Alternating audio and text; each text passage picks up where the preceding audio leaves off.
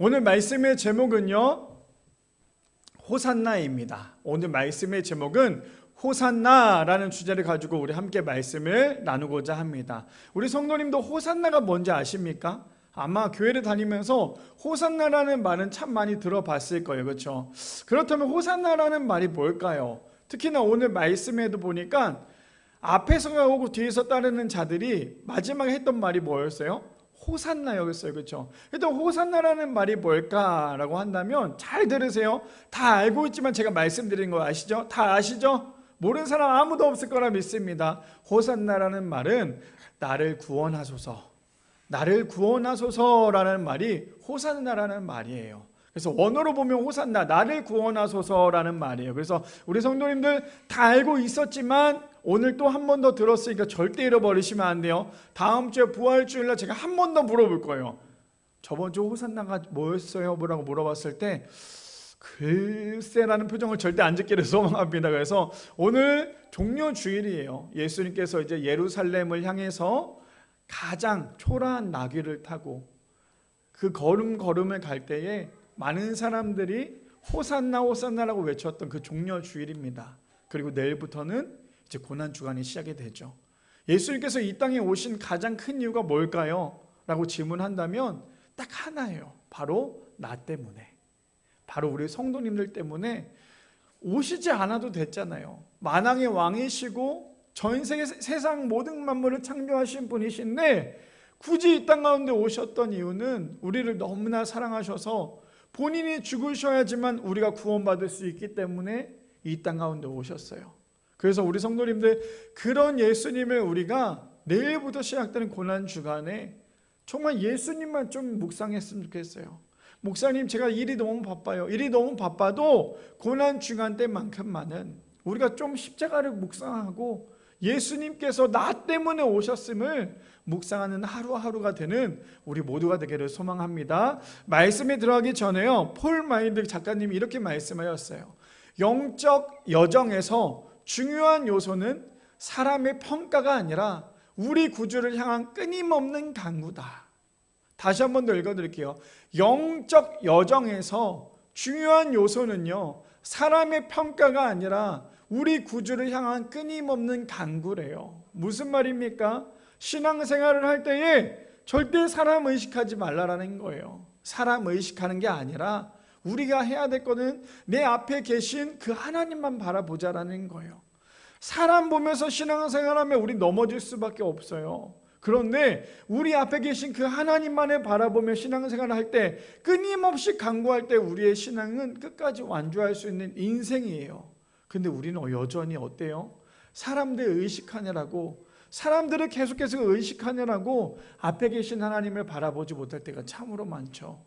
바라기는 우리 미라의 성도님들, 양옆에 있는 사람 의식하는 것이 아니라 내 앞에 계신 하나님만 의식하여서 끊임없는 간구를 통하여 하나님과 믿음의 여정을 걸어갈 수 있는 우리 미란의 성도님들 되시기를 축복합니다. 그래서 오늘 말씀의 제목 호산나라는 주제를 가지고 함께 세 가지로 나눠보기를 원하는데요. 첫 번째입니다. 우리의 영적 여정은 무엇을 따라가고 있습니까? 첫 번째는 우리의 영적 여정은 무엇을 따라가고 있습니까? 라는 주제입니다. 우리 성도님들의 영적 여정을 걸어갈 때에, 특별히 올해 한 해 우리 미랄교회의 주제는 부흥의 여정이라는 주제를 가지고 우리 함께 말씀을 나누고 있어요. 그렇다면 우리는 영적 여정을 과연 우리는 누구를 따라가고 있을까요? 우리가 따라가야 할 것은 누구예요? 바로 예수님이세요. 근데 우리가 예수님의 손을 꼭 붙잡고 영적 여정을 따라가야 하는데, 우리가 때로는 예수님의 손을 붙잡기보다는 세상의 손을 붙잡고 갈 때가 참으로 많다라는 거예요. 그러면서 우리가 하는 게 뭐예요? 나는 여전히 하나님의 손을 붙잡고 가고 있습니다 라고 말은 하고 있지만, 그 손을 잘 살펴보면 이거는 십자가가 아니라 세상의 손을 잡고 갈 때가 참으로 많다라는 거죠. 그렇다면 우리는 과연 우리의 영적인 이 여정에, 그 상황 가운데 우리는 과연 무엇을 떠나가고 있는지 함께 좀 말씀을 살펴봤으면 좋겠어요. 오늘 우리 한 절밖에 되지 않은데 우리 3번 연속으로 볼 거예요. 그 중에 첫 번째 우리 함께 볼까요? 마태복음 21장 9절 말씀입니다. 앞에서 가고 뒤에서 따르는 무리가 소리 높여 이르되 호산나 다윗의 자손이여 찬송하리로다. 주의 이름으로 오시는 이여 가장 높은 곳에서 호산나 하더라. 예수님께서 나귀를 타고 가고 있어요. 그런데 예수님을 따르는 사람들이 있었겠죠. 어떤 사람이에요? 처음에 보니까 앞에서도 가고요, 뒤에서도 따르는 사람들이 있어요. 근데 그들이 뭐라고 외치면서 가고 있습니까? 호산나라고 외쳐요. 그 말은 뜻은 무엇이에요? 나를 구원하소서라고 얘기하면서 앞에서도 따르고 뒤에서도 따르고, 그뿐 아니겠죠. 많은 사람들의 행렬을 위해서 양옆에 서서 흔들고 있어요. 그러면서 예수님을 향해서 호산나 호산나라고 외치면서 예수님을 향해서 가고 있다라는 거예요. 자, 근데 우리가 저 모습을 볼 때 저 수많은 사람들 중에 과연 다 예수님을 100% 믿는 사람만 있을까? 아니면 마치 행사처럼 저렇게 뒤에서 가고 앞에서 따르는 사람들이 있지 않았을까? 한번 좀 고민을 해봤으면 좋겠어요. 우리가 행사를 하거나 뭘 할 때 보면 100% 그 마음에 따라서 행사하는 사람들은 없죠. 이번에도 저기 서울 광장에서 부활절 퍼레이드를 한다고 해요. 그러니 수많은 많은 기독교인들이 같이 동참해서 함께 하고 있죠. 그 중에서도 믿는 사람이 있었겠지만 믿지 않은 사람들도 있을 거예요. 근데 오늘은 지금 예수님께서 그곳 예루살렘 성전을 향해서 열심히 걸어가고 계시는데 그곳에 수많은 사람들이 붙었어요. 그리고는 호산나 호산나라고 외치고 있어요. 근데 그 중에 과연 정말 100%의 믿음을 가지고 예수님께 호산나 호산나 하는 사람이 몇 명이나 될까요? 저는 그 모습을 보면서 우리의 신앙을 좀 점검해 봤으면 좋겠어요. 어떤 거요? 우리는 언제나 매일매일 믿음의 여정을 살아가고 있죠. 365일 하루하루를 매일매일 호산나 호산나 하면서 예수님을 따라가고 있어요. 따라가고 계시죠? 따라가고는 계시죠? 따라가고 있을 거라 믿습니다. 그래서 우리는 매일매일 종려 주일만이 아니라 매일매일 예수님을 따라가고 있어요. 근데 우리가 따라가다가 100% 믿음으로 호산나 호산나 할 때보다 아마 따라가다가 100%의 믿음이 아닐 때가 참으로 많다라는 거죠. 목사인 저도 마찬가지예요. 제가 사실 저번 주에는 제가 기쁜 소식을 말씀드렸잖아요. 이종 소형을 따서 너무 좋다고 감사하다고 얘기했는데, 제가 저번 주 주일날 예배가 딱 끝나고 월요일부터 이상하게 머리에 두통이 온 거예요. 통증이 막 너무 오는 거예요. 너무 와서 이걸 어떻게 하면 좋을까? 근데 워낙 머리 두통이 자주 왔기 때문에, 아시죠? 제가 여러 가지 병을 갖고 있는 거. 그래서 그냥 단순히 그건 줄 알았어요. 근데 월요일부터 이상하게 심상치 않게 머리가 아프고 너무 피곤했는데, 제가 새벽마다 운동을 가는데 이상하게 이번 주는 운동 가는 게 너무 지쳤어요. 그냥 일어나는데 눈물이 나는 거, 그거 아세요? 눈물이 나는 거. 제가 웬만큼 피곤해도 그냥 가는데 이번 주에는 새벽에 운동을 가는데 눈물이 너무 나는 거예요. 너무 피곤하니까. 내가 몸이 자면서 갈 정도로 너무 피곤했어요. 그래서 제가 우리 아내한테 그런 얘기를 했어요. 이번 주는 이상하게 몸이 너무 안 좋아. 너무 피곤한 것 같아. 이걸 어떻게 하면 좋아? 그랬더니 잘 한번 피곤하면 좀 쉬면서 해라고 얘기를 했어요.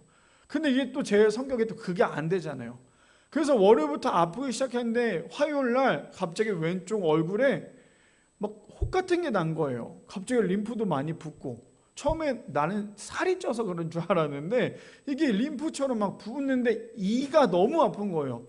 밥을 먹는데 갑자기 찌릿해가지고 우리 아내한테 내가 이가 썩어서 지금 여기가 그런가 봐 라고 얘기를 했는데, 이가 썩을 수도 있어서 그럴 수도 있겠지만 근데 단순히 이가 썩은 정도가 아니었던 것 같았어요. 그러면서 얼굴이 너무 아픈데 이게 24시간 통증이라는 게 제가 이번에 처음 경험해 봤거든요. 24시간 아무리 진통제를 먹어도 머리가 아픈 거예요. 근데 또 아시죠? 제가 일을 할 때 헬멧을 쓰고 있잖아요. 여기 혹이 났는데 그 헬멧을 누르니까 눈까지 막 아픈 거예요.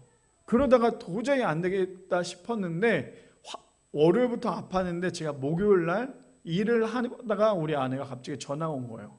안 되겠어, 빨리 병원에 가봐. 언니도 형부도 대상포진 같다라는데 한번 빨리 병원에 가봐. 근데 제가 그래도 참을만해, 견딜만해라고 생각을 해서 일을 했어요. 근데 딱 그 얘기를 딱 한마디 하는 거예요. 애들한테 옮으면 어쩌려 그래. 그 한마디에 제가 알았어 하고 일을 하다가 바로 와가지고 병원에 갔는데 가자마자 의사 선생님 제 얼굴 몰골을 보자마자 딱 한마디가 대상포진인데 왜 이제 오셨어요? 대상포진은 걸리자마자 바로 오셔야 빨리 나을 수 있는데 왜 미련하게 아픈 걸 참고 계세요? 라고 저한테 딱 얘기를 하시는 거예요. 저는 대상포진이 처음이니까. 그래서 바로 약을 지어줬는데 진통제 계열을 3개를 지어주면서 항생제도 2개를 지어주더라고요. 근데 그 전까지는 그냥 대상포진이라는 걸 몰라서 그런지 모르겠는데 그냥 조금만 아팠다고 생각이 들었는데 약을 먹으니까 이게 같이 몸에서 이게 하니까 일어나지를 못하겠는 거예요. 흔히 말하는 정말 죄송해요 이런 표현에서 산송장처럼 눈도 풀렸지 일어나지도 못한 상태에서 그냥 누워만 있었어요. 그래도 우리 아내가 계속 옆에서 병간을 해주면서 제가 그랬거든요. 가까이 오지 마. 옮을 수도 있어. 근데 이게 옮는 게 아시죠? 손 잡는다고 옮지는 않아요. 제가 그래도 오늘은 우리 성도님들한테 가까이 가서 인사 못한 거 죄송한데 제가 무슨 말을 하고자 하냐면 제가 그러면서 기도했어요.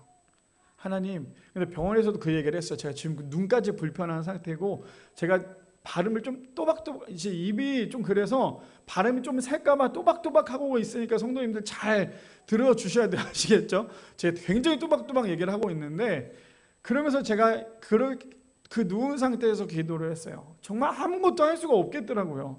누우면서 기도했는데 어떤 기도가 나오냐면 하나님 병원에서 잘못하면 입원해야 된대요. 저번에 오토바이 사고 난 것처럼 또 입원을 하면 내가 주일날 나오지 못하면 어떡하냐고. 교회 사역자 나 혼자밖에 없는데.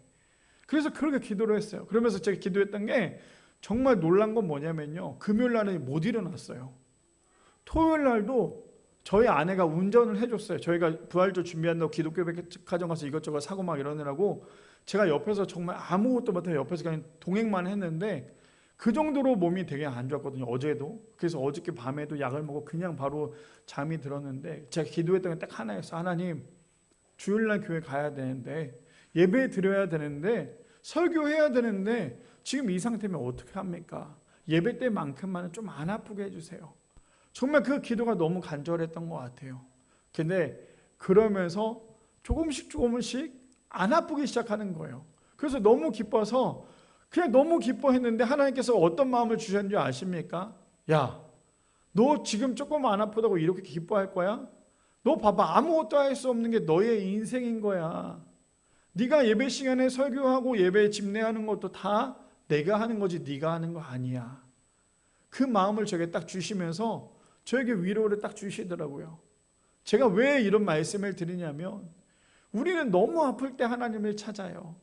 근데 막상 그 고통이 조금 사그라들면 하나님을 찾기보다 내 힘으로 하려고 할 때가 너무나 많아요. 저도 아파서 일어나지를 못하니까요. 화장실도 겨우 갔어요. 약을 먹은 게 약이 너무 독하니까 계속 속이 너무 아픈 거예요. 배를 막 움켜쥐고 있었어요. 위가 아파서. 그런데 이게 조금 고통이 괜찮아지니까 저도 모르게 일어나서 다른 일을 하고 있더라고요. 그런 모습을 제가 보다 보니까 어떤 생각이 들었냐면 와 진짜 내가 호산나 호산나라고 외치면서 정작 내가 조금 괜찮을 때는 예수님을 바라보기보다는 정말 감정 없는 호산나 호산나를 하고 있는 게 나의 모습이구나. 그런 모습을 저는 이번 한 주 동안에 좀 깨달았던 것 같아요. 그러면서 제가 이거 가지고 좀 여러분들에게 말씀을 드리고 기도를 부탁했더니 어떠한 집사님이 저에게 그런 얘기를 하는 거예요. 목사님 고난주간 아직 오지 않았는데 벌써 몸으로 고난주간을 하고 있으면 어떡합니까? 그렇게 말씀을 하실 정도도 있었어요. 그러니 우리의 인생에 가장 중요한 건 무엇인 줄 아세요? 호산나 호산나라는 이 호산나가 그냥 단순히 우리가 말로 끝날 게 아니에요. 정말 간절히 끊임없이 죽을 때까지 외쳐야 될 게 바로 이 호산나라는 거죠. 자, 그 다음 본문을 좀 살펴봅시다. 출애굽기 3장 5절에 그래서 이렇게 얘기합니다. 하나님이 이르시되 이리로 가까이 오지 말라. 내가 선 곳은 거룩한 땅이니 내 발에서 신을 벗으라. 우리가 이 여름 수련회 때 나눴던 거 기억나시죠? 떨기나무 얘기하면서 나눴어요. 저건 무엇이에요? 하나님께서 모세를 선택하십니다. 그리고는 그 앞에서 신발을 벗게 하세요. 그리고는 뭐라고 말씀하세요? 네가 선 그 땅이 거룩한 땅이야. 근데 그거 아십니까? 제가 이 이야기를 해드리고 싶은 이유는 하나님이 계신 곳이 거룩한 땅인 거예요. 그냥 모세가 서 있었던 그 땅이 하나님이 계시기 때문에 거룩한 땅인 거예요. 무슨 말씀을 드리고자 하냐면 우리가 하나님과 동행한다면 우리의 인생은 거룩한 인생이 될 수 있다는 거예요. 하나님을 꼭 붙잡고 하나님과 함께 그 영적인 여정을 걸어가는 우리 모두는 하나님을 붙잡는 그 순간 우리는 거룩한 하나님의 자녀가 될 수 있다는 거죠. 그러니 우리는 절대 이것을 잊지 말아야 돼요. 단순히 신을 버는다고 해서 거룩한 땅이 아니라 하나님이 계신 그곳이 정말 거룩한 땅이라는 사실을 우리 모두 다 기억하시기를 바랍니다. 그뿐 아니죠. 마태복음 4장 19절에서 20절 말씀에 보니까 이렇게 얘기합니다. 말씀하시되 나를 따라오라 내가 너희를 사람을 낚는 어부가 되게 하리라 하시니 20절 말씀이에요. 그들이 곧 그물을 버려두고 예수를 따르니라.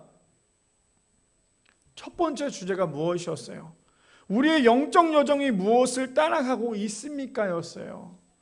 저기서 예수님이 제자들을 부르시죠. 지금 너네들이 나를 따르려면 그 모든 것을 버려두고 나를 따라야 돼. 저 말의 뜻은 무엇인 줄 아십니까? 지금 저기서 말하는 그들이 곧 그물을 버려두고 예수를 따르니라는 말이 무엇인 줄 아세요? 그들의 생명을 완전히 버려야지만 예수님을 따라갈 수 있다는 거예요. 무슨 말입니까? 그들은 하루하루 그 그물로 잡은 물고기 없이는 그 가정을 살릴 수 없었어요. 일용직이었죠. 하루하루 물고기를 잡으면서 살아가는 게 그들의 인생이었어요. 그물이 혹시나 찢어질까봐 항상 물고기를 잡고 난 다음에 그물을 손질했던 사람이었어요. 왜요? 그 다음날 또 물고기를 잡아야지만 살아갈 수 있기 때문에. 그러니 가장 그들에게 소중했던 게 무엇입니까? 그물이잖아요. 근데 그 그물을 예수님께서 뭐라고 말씀하세요? 그 그물을 내려놓고 나를 따르라고 말씀하세요. 근데 그들이 했던 건 무엇입니까? 그 그물을요 내려놓고 예수님을 따릅니다. 우리 저 말씀 볼 때 그냥 단순히 그물이기 때문에 예수님을 따르려면 그냥 단순히 그물을 내려놓고 걸었구나 이게 아니에요. 저들은 저들의 생명을 내려놓고 예수님을 따른 거예요. 그렇다면 우리는 정말 예수님을 따르기 위해서 영적인 여정을 가기 위해서 우리는 정말 우리의 생명을 다 내려놓고 예수님을 따라갈 그런 각오가 되어 있으십니까? 그 종려 가지를 흔들면서 예수님의 그 오심을 당나귀를 타고 가시는 그 예수님을 따라갈 때에 그들이 따라갈 수 있었던 가장 큰 것은 자신의 모든 것을 내려놓고요 예수님을 따라가는 인생이었다라는 거예요. 신앙생활을 어설프게 하지 마세요, 성도님들. 신앙생활 주일이니까 그냥 단순히 신앙생활하고 있지 종교생활하고 있지라고 생각한다면 우리 정말 큰 오해예요. 구원은요 교회만 나온다고 받는 게 아니에요. 구원은 단순히 내가 어설프게 호산나 호산나 하면서 가지를 흔들다고 구원받는 게 아니라는 거예요. 예수님께서 그 거리를 가실 때 수많은 사람들이 호산나 호산나 하면서 가지를 흔들었을 때 100% 구원받는 사람 없어요. 그렇다면 과연 우리는 그 영적인 여정을 걸어가면서 과연 우리는 무엇을 따라가고 계십니까? 여전히 하나님을 믿는다고 하면서 세상을 따라간다면 단순히 예수님이 지나가니까 가지만 흔들고 있는 게 우리의 모습이 될 수밖에 없다는 거예요. 그러니 우리가 해야 될 건 무엇입니까? 단순히 가지를 흔들면서 예수님을 따라가는 것이 아니라 진짜 예수님을 따라가기 위해서는요 내 것을 내려놔야 돼요. 아직도 내려놓지 못한 것들이 있다면 우리 예수님 따라가지 못해요. 아니요, 따라갈 수는 있겠지만 마지막 인생의 끝은 천국이 아니라 지옥이 될 수도 있다는 거예요. 왜 많은 교회 다니는 성도들이 왜 죽음에 대해서 두려워합니까? 구원에 대한 확신이 없잖아요. 거의 대부분 구원에 대한 확신이 많지는 않을 거예요. 왜요? 확신한 믿음이 없기 때문에. 목사님 저 믿음 있는데요. 저 믿음 확실히 있는데요. 근데 막상 죽음 앞에서 다 벌벌 떨 수밖에 없어요. 그러니 우리가 해야 될 건 무엇입니까? 영적인 여정에 과연 우리는 무엇을 따라가고 있는지 우리가 좀 믿음을 점검해 봤으면 합니다. 예수님을 따라가고 있긴 하지만 어설프게 예수님을 따라가고 있다면 그 올바른 믿음 아니에요. 진짜 예수님 따라가는 사람은요 내가 짊어지고 있는 이 가방 내려놓는 거예요. 내 주머니에 있는 것들 내려놓는 거예요. 정말 내가 소중하게 여기는 거 내려놓는 거예요. 그리고 누굴 따라야 합니까? 예수님을 따라가는 거예요. 그런 인생 될 수 있는 우리 미랄의 성도님들 되시기를 축복합니다. 두 번째입니다. 두 번째 이렇게 얘기하죠. 우리의 영적 여정의 구원은 나의 노력이 아니라 하나님의 전적인 은혜로 받는다라는 거예요. 둘째로 우리의 영적 여정의 구원은요, 나의 노력이 아니라 하나님의 전적인 은혜로 받습니다. 우리 볼까요? 본문 봅시다.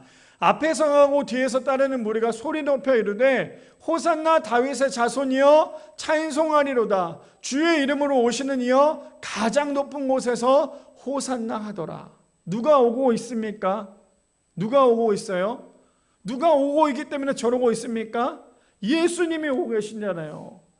자, 그렇다면 예수님께서 예루살렘 성전에 간다는 건 무엇이에요? 우리를 구원하시겠다라는 거예요. 예수님께서 만약에 그 길을 걸어가시지 않았다면, 예수님께서 만약에 이 땅 가운데 그 예루살렘 성전을 향해서, 예루살렘을 향해서 걸어가시지 않았다면 우리 모두 다 구원받는 사람 아무도 없어요. 내가 잘한다고 해서 구원받는 게 아니거든요.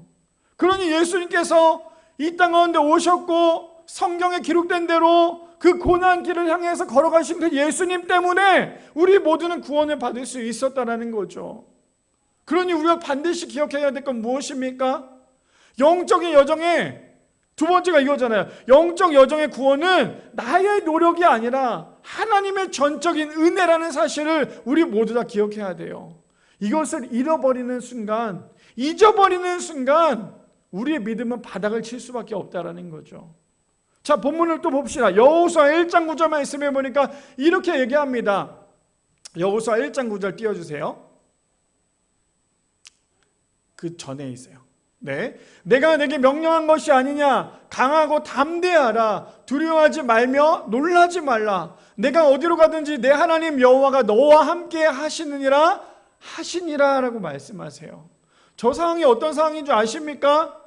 모세가 이제 죽어요. 그리고 난 다음에 누가 세워집니까? 여호수아가 세워지죠. 모세 그 후임자로 여호수아가 세워져요. 생각해 보세요. 모세가 했던 행동을 보면, 했던 일들을 보면 그 다음 후임자였던 여호수아는 얼마나 부담스러웠겠어요. 그렇잖아요. 너무나 잘했어요. 너무나 목회를 잘했죠. 너무나 하나님의 일을 정말 잘했어요, 모세가. 근데 그 뒤를 이어서 여호수아가 하려고 하니까 얼마나 두려웠겠어요. 그런데 기가 막힌 건 무엇인지 아십니까? 그 두려워하고 있는 그 여호수아에게 하나님께서 뭐라고 말씀하십니까? 내가 내게 명령한 것이 아니냐. 그 말은 뭐예요? 내가 너를 찝었어. 내가 너를 사용할 거야. 내가 너를 통하여 일할 거야. 그러면서 말씀하신 게 뭡니까? 강하고 담대하라. 두려워하지 말며 놀라지 말라. 내가 어디로 가든지 내 하나님 여호와가 너와 함께 하시느니라. 그 말은 무엇일까요? 당연히 너는 아무것도 못하는 거야. 근데 있잖아, 내가 너와 함께하면 너 모든 것을 할 수 있어. 근데 왜 그렇게 두려워해? 왜 그렇게 두려워해? 왜 그렇게 두려워하는 거야? 제가 어제 교회 일을 끝나고 우리 아내랑 이제 차를 타고 집에 가면서 그런 얘기를 했어요. 이제 우리 교회가 3년 차를 접어들면서 참 한 주 한 주 보내는 시간들 보면 불평도 참 많았겠지만 감사한 것은 그래도 끊임없이 이 자리에 지켜주시는 우리 성도님들이 있다는 게 너무나 감사한 것 같아. 근데 이 모든 것들이 진짜 내가 한 건 하나도 없는 것 같아. 사실 매주마다 제가 여기 서서 설교할 때 보면 우리 성도님들 그럴 거예요. 제가 막 소리도 지르고 하다 보면 정말 긴장하지 않는 것처럼 보이잖아요. 근데 심장이 터질 것 같아요, 지금도. 매주 토요일만 되면 이게 너무 긴장돼가지고 잠을 못 자요. 주일 돼서 성도님들 얼굴 보면 막 더 콩닥콩닥거려요. 오늘 설교를 정말 잘해야 될 텐데. 그래서 우리 아내들도 그랬어요. 정말 한 주 한 주마다 하나님의 은혜가 아니고서는 내가 진짜 설교 하나도 못했을 거야. 그런 얘기를 참 많이 했어요. 근데 오늘 본문에 보니까 뭐라고 얘기해요? 내가 너에게 명령한 거야. 내가 너를 쓰고자 하기에 내가 너에게 명령한 거야. 근데 너 왜 벌벌벌 떨고 있어? 네가 해야 될 것은 무엇이냐? 나와 함께하기에 내가 시키는 모든 것을 네가 하기만 하면 돼. 그러니 너는 강하고 담대해. 쓰러지지 마. 넘어지지 마. 왜 바보처럼 그래? 하나님께서 그렇게 말씀하세요. 무엇인 줄 아세요? 저거 여호수아에게만 얘기하는 게 아니에요. 저에게도 얘기하고 있고요. 우리 성도님들에게도 얘기하고 있어요. 우리가 우리의 계획대로 되지 않을 때 얼마나 힘들어하고 얼마나 슬퍼합니까? 근데 그럴 때마다 하나님께서 말씀하시는 게 있어요. 뭐라고 말씀하십니까? 내가 내게 명령한 거 아니냐? 네가 교회를 위해서, 네가 신앙을 위해서, 네가 나를 위해서 하고자 하는 그런 계획이 있다면 잘 들어. 강하고 담대해. 두려워하지 마. 왜? 내가 너와 함께 할 거야. 그러니 구원받은 모든 것들은 네가 한 게 아니야. 신앙의 모든 여정은 네가 잘나서 걷는 게 아니야. 네가 힘들면 내가 뒤에서 끌어줄 거고 앞에서 당겨줄 거고 네가 못 걸을 것 같으면 내가 뒤에서 밀어줄 거야. 그게 하나님의 마음인 거예요. 우리가 신앙의 여정에 중간에 포기하지만 않으면 마지막 끝날 때까지, 우리 여기 권사님들, 장로님들도 계시고 우리 집사님들, 우리 자매까지 있지만 마지막 끝은 아무도 모르잖아요. 우리 그런 말 하잖아요. 가는데 순서 없다고. 우리는 날마다 오늘이 마지막인 것처럼 하나님 믿어야 돼요. 그렇지 않고 내일도 있고 내년도 있고 아직 나이 100살까지 있는데 뭐 아직 한참 창창하지, 그렇게 하다가 우리가 믿음의 여정에 이탈할 경우가 참 많다라는 거예요. 그러니 우리가 해야 될 건 무엇입니까? 예수님 손 꼭 붙잡고, 내가 그 길이 너무나 힘들다 할지라도, 그 믿음의 여정의 길이 너무나 벅차고 힘들다 할지라도, 내가 앞에 보면 정말 고난들이 많잖아요. 요즘에 물질로 얼마나 힘듭니까? 그 물질 벌려고 얼마나 괴로워요. 물질의 산 때문에 우리가 넘지 못해서 얼마나 끙끙댑니까? 우리의 육체적인 아픔 때문에 얼마나 끙끙대고 있어요. 근데 그거 끙끙대는 거 바라보고 있으면요, 절대로 예수님 손잡고 못 걸어가요. 그래서 우리가 해야 될 건 무엇입니까? 물질 너무나 귀하죠. 저도 돈 버느라고 아파요. 근데 물질 때문에 넘어지면 예수님 못 봐요.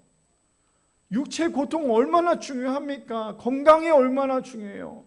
근데 육체 고통만 계속 바라보고 끙끙대고 있으면 예수님 못 봐요. 나를 치료하시는 분도 예수님이세요. 나를 먹여 살리시는 분도 예수님이세요. 이거 잊는 순간, 잊어버리는 순간 우리 예수님 손 못 잡아요. 그래서 예수님께서 말씀하시는 거예요. 뭐라고 말씀하세요? 내가 너를 선택한 거 아니냐. 그러니 네가 해야 될 것은 그 문제만 바라보지 말고 강하고 담대해. 두려워하지 마. 왜? 내가 너와 함께하고 있잖아.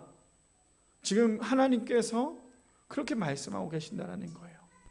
그뿐 아니죠. 우리 너무나 잘 아는 말씀입니다. 에베소서 2장 8절에서 9절 말씀에 너희는 그 은혜에 의하여 믿음으로 말미암아 구원을 받았으니 이것은 너희에게서 난 것이 아니요 하나님의 선물이라고 말씀하세요. 그래서 우리가 이 에베소서 2장 8절에서 9절 말씀만 잘 안다면 절대 잃어버리지 않을 게 무엇인 줄 아세요? 내가 잘나서 구원받는 게 아니라 구원은 하나님의 선물이에요. 그래서 뭐라고 얘기합니까? 9절에 이렇게 얘기하죠. 행위에서 난 것이 아니니 이는 누구든지 자랑하지 못하게 함이니라. 신앙생활 자랑하는 순간 넘어집니다. 제가 수많은 교회를 사역을 하면서 넘어지는 성도님들을 보면요, 상담을 할 때도 마찬가지예요. 상담을 할 때 집사님이든 권사님이든 상관없이 상담할 때 보면 다 넘어지는 이유가 뭔지 아세요? 다 교만해서 그래요. 어떤 교만인 줄 아세요? 목사님, 내가 교회에서 이렇게 열심히 일을 했는데, 그 말을 하는 순간 넘어지는 거예요. 일하게 하는 것도 누구의 은혜입니까? 하나님 은혜잖아요. 제가 오늘 너무나 감사했던 게 뭐냐면, 제가 사실은 우리 성도님들에게 막 다 얘기하지 않았는데 이번 주에 제가 아픈 거를 좀 티를 냈어요. 인스타그램이라고 거기다 티를 냈어요. 냈더니 우리 이 집사님이 바로 연락이 온 거예요. 목사님 어떻게 된 거냐고, 괜찮냐고. 그래서 괜찮다고 그는 말하기엔 거짓말이지만 너무 아픈데 어떡하냐고. 그렇게 막 대화를 하고 있는데 또 우리 이 집사님이 간호사 출신이잖아요. 그래서 또 제가 궁금한 걸 막 다 물어봤어요. 물어봤는데 우리 집사님 너무 감사한 건, 목사님 안 되겠다고, 내가 이번 주에 내가 목사님을 위해서 찬양인도를 제가 할 테니까 너무 걱정하지 마시라고. 그 얘기를 하는 순간 저의 고통이 절반이 사라진 것처럼 괜찮더라고요. 무슨 말이에요? 신앙생활은요, 이렇게 서로 도와야 돼요. 아, 저 사람 아파? 에이, 아파도 그냥 해, 은혜로. 그러다 보면 그 아파도 해, 은혜로, 그 말하는 그 사람 때문에 또 넘어지는 거예요. 그래서 신앙은, 저는 제발 부탁인데 우리 미라교회 성도님들만큼만은요, 서로 물론 그런 분들 아무도 없다라고 저는 믿지만 한 분 한 분 절대로 나의 믿음, 나의 신앙 때문에 넘어지지 마세요. 왜 내 신앙이 무너집니까? 교만해서잖아요. 내 믿음을 자랑해서잖아요. 아, 목사님, 내가 말씀을 얼마나 많이 부르는데, 내가 찬양을 얼마나 많이 부르는데, 기도를 얼마나 많이 하는데, 그 말 하다가 아프고 넘어지는 거예요. 사람에게 비유하면 나는 잘하죠. 우리 성도님들 이번 주 몇 장 읽었어요? 성경 몇 장 읽었어요? 저 한 70장 읽었는데 저보다 많이 읽으신 분 계십니까? 사람에게 비유하면 이만큼 많이 저 사실 이번 주 진짜 70장 읽게 읽었거든요. 이렇게 얘기할 수 있지만 이걸 하나님께 빗대어 봐요. 야, 너 70장밖에 안 읽었냐? 하나님이 이렇게 말씀하시지, 아이고 70장이나 읽었어, 이렇게 말씀하시지 않는다라는 거예요. 그러니 우리가 신앙생활 할 때 절대로 옆에 있는 사람의 믿음을 평가하지 마시고 그 사람에 대해서도 절대 얘기해서는 안 돼요. 왜요? 모든 신앙의 평가는 누가 합니까? 하나님이 하세요. 사실 여기 앉아 계신 우리 성도님들이 저를 평가하면 얼마나 웃기겠어요. 아, 우리 목사님이 진짜 얼마나 막 기도는 얼마나 많이 할까, 성경 얼마나 많이 볼까, 이런 평가하겠지만 아무도 안 해주셔서 너무나 감사하지만 저를 평가하시는 분은 하나님이시라는 거예요. 그러니 우리가 해야 될 건 무엇입니까? 나를, 내 자신이 평가하지 마시고 옆에 있는 사람의 신앙을 평가하지 마시고 하나님이 평가하시도록. 나는 그럼 뭘 해야 돼요? 옆에 있는 사람을 보지 마시고 하나님만 바라봐야 돼요. 오늘 두 번째 주제가 무엇이었어요? 우리의 영적 영정의 구원은 그래서 나의 노력이 아니라, 나의 평가가 아니라 하나님의 전적인 은혜로 받는다라는 사실, 절대 잊지 않은 우리 미랄의 성도님들 되시기를 축복합니다. 자, 일단 마지막 세 번째입니다. 마지막 세 번째에 우리를 구원해 주시는 우리 구주를 향한 끊임없는 간구가 있어야 돼요. 자, 신앙생활은 딱 하나요. 우리 성도님들 잘 기억하세요. 신앙생활은 무엇이냐? 일방통행이다. 일방통행이 뭐예요? 하나님만 바라보고 가는 게 일방통행인 거예요. 아시겠습니까? 그래서 우리를 구원해 주시는 우리를 구주를 향한 끊임없는 간구가 필요합니다.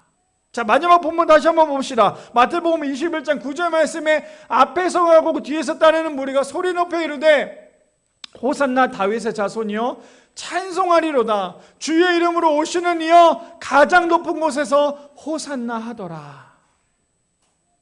그래서 우리가 해야 될 거, 우리가 호산나 나를 구원하소서라고 종려나무 가지를 흔들면서 가야 할 것 중에 가장 큰 것이 무엇이에요? 끊임없는 간구를 통해 예수님과 함께 걸어가는 거예요.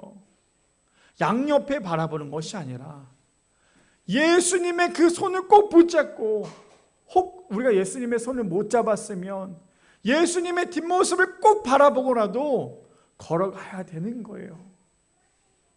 그래서 저는 여기 앉아 계신 모든 성도님들이 마지막까지 신앙에 이탈하지 않았으면 좋겠어요. 사실 제가 우리 교회에서 제일 많이 기도하는 사람이 누군지 아세요? 우리 장로님들도 아니에요. 우리 장로님들은 기도를 너무 열심히 하시니까 우리 정집사님을 위해서 기도를 많이 해요. 왜 정집사님을 위해서 기도를 많이 하냐면, 저도 저 나이 때 돼 보니까, 뭐 그렇다고 해서 정집사님 저랑 나이 차이가 많이 나는 건 아니지만 저도 저 정도 나이가 되고 아이를 키워보니까요, 저 나이대가 가장 힘들더라고요. 이 아이를 첫 출산했을 때 그 아이 경험하는 것도 너무 힘들지만 사실 30대가 막 내가 어른도 아닌 것 같잖아요. 그렇다고 내가 애도 아니에요. 근데 내가 우리 가정을 또 먹여 살려야 돼요. 그러다 보니까 그 나이가 너무 힘들어요. 제가 여기 교회 말고, 우리 교회 말고 대전에 있을 때 그 교회에서 우리 정집사님 나이 또래를 제가 담당을 해서 했었어요. 신혼부부 커플들을. 근데 신혼부부 커플들 너무 놀랬던 건 그 가정, 그 아세요? 젊은 가정들을 옛날에는 달라요. 권사님들은 가정 10만 갖게 오면 빨리 오시라고 너무 좋아했어요. 목사님이 온다고 하면. 근데 신혼부부들은 제 갈게요라고 하면 네 목사님 그러면 거기 카페에서 봬요. 아니 내가 가정 10만 간다니까요. 그러니까 거기서 봬요. 난 그래서 거기가 그분 카페가 집인 줄 알았잖아요. 그 정도였는데 놀란 건 뭐냐면 그렇게 카페에서 만나서 젊은 사람들, 젊은 부부랑 대화를 하다 보면 뭐 아무것도 말 안 했어요. 저도 그때 그 나이였거든요. 내가 힘든 걸 얘기했더니 그냥 뻥 터지는 거예요. 근데 그거 아세요? 그렇게 하루하루 살아가는 게 은혜라는 거. 그렇게 하루하루 버티는 게 은혜라는 거. 이탈하지 않고 끝까지 그 길을 걸어가는 게 은혜예요. 이 이야기를 우리 30대 되는 집사님들 커플한테 얘기했어요. 그랬더니 너무 감사한 건 목사님 다음 주엔 집으로 오세요. 그래서 거의 신혼부부들이었는데 제가 신혼부부들 집에 다 찾아갔어요. 교회 안 나온다? 무조건 찾아갔어요. 집에 다 찾아가서 목사님 뭘 드려야 돼요? 그러면 그거 아시죠? 권사님들 10만 가면 한 2가정만 가도요. 그 다음부터 10만 못 가요. 배가 터질 것 같아서. 제가 전 집에서 저 권사님 집에서 이만큼 먹고 왔으니까 물만 준비하세요. 그러면 알겠어요 목사님. 그러면 오늘 저희 물만 준비할게요. 가면 물은 당연히 준비했고요. 그 옆에 간식들이 또 얼마나 많은지 또 안 먹으면 또 얼마나 섭섭해해요. 우리 목사님 나 안 좋아하는구나. 그럼 또 먹어요. 안 되겠다 싶으면 싸달라 그래요. 근데 참 신혼부부 커플들은 감사한 게 뭔지 아세요? 제가 하루에 8가정에서 12가정까지 신방을 했어요. 아침부터 저녁 늦게까지. 밥을 안 줘요, 밥을. 그냥 진짜 물만 주는 거예요, 물만. 어떤 가정을 보니까 그래도 좀 센스 있는 가정은 커피를 좀 주더라고요. 제가 왜 갑자기 이런 신방 얘기를 했냐면 지금 저 때 나이가 가장 힘들어요. 저 나이 때가 가장 하나님을 많이 떠나요. 둘이 신혼부부일 때는 떠날 이유가 없어요. 그냥 둘이 살면 되니까. 근데 자녀가 하나 생기고 둘이 생기면 재정적인 부분, 아이 키우는 어려움, 그런 것 때문에 하나님을 바라보기보다 점점점 내 상황 가운데 어려움 때문에 하나님을 떠나는 가정이 너무나 많았다는 거예요. 그래서 제가 우리 교회에서 우리 물론 자매님을 위해서도 기도하지만 우리 정집사님 가정을 위해서 기도를 제일 많이 하고 있어요. 무슨 말이냐면 하나님과 함께 가는 이 부흥의 여정, 믿음의 여정, 신앙의 여정이 쉽지 않아요. 절대 쉽지 않아요. 아마 놀랄걸요. 우리 집사님들, 우리 장로님들, 권사님들 보면 와 어떻게 저 나이가 되시도록 어떻게 저렇게 믿음 생활을 할 수 있을까? 우리 권사님, 장로님들도 30대 때부터 하면 그 어려움을 이겨내신 거예요. 물론 저는 알죠. 우리 장로님들 30대 때 얼마나 파란만장한 삶을 살았는지를 알지만 하나님께 돌아오고 난 다음부터는 얼마나 고개 숙이고 다녔는지 전 너무나 잘 알죠. 그래서 우리가 해야 될 건 무엇이에요? 세 번째가 우리를 구원해 주시는 우리 구주를 향한 끊임없는 간구가 필요해요. 절대 포기하지 말아야 한다는 거예요. 자, 그래서 마지막 본문을 좀 봅시다. 마지막 본문 빌립보서 3장 14절 말씀해 보니까 이렇게 얘기합니다. 표대를 향하여 그리스도 예수 안에서 하나님이 위에서 부르신 부름의 상을 위하여 달려가노라. 저는 여기 앉아 계신 모든 성도님들이 마지막 표대를 향하여 포기하지 마시고 끝까지 믿음에 완주할 수 있는, 혹 천국에 가서 너 세상에서 뭐하고 왔어? 물어봤을 때 하나님, 저는 사실 너무나 힘든 삶을 살았지만 그래도 하나님을 제일 많이 사랑했습니다 라는 믿음의 고백을 할 수 있는 우리 모두가 되기를 소망합니다. 다시 한 번 더 읽어드릴게요. 표대를 향하여 그리스도 예수 안에서 하나님이 위에서 부르신 부름의 상을 위하여 달려가노라. 이 말씀 우리 마음 안에 꽉 새겨서 그 표대를 향하여 끝까지 믿음의 완주를 할 수 있는, 절대로 중간에 포기하지 마시고, 정집사님 중간에 포기하지 마시고 끝까지 믿음의 완주를 할 수 있는 여기 앉아 계신 모든 미랄의 성도님들 되시기를 축복합니다.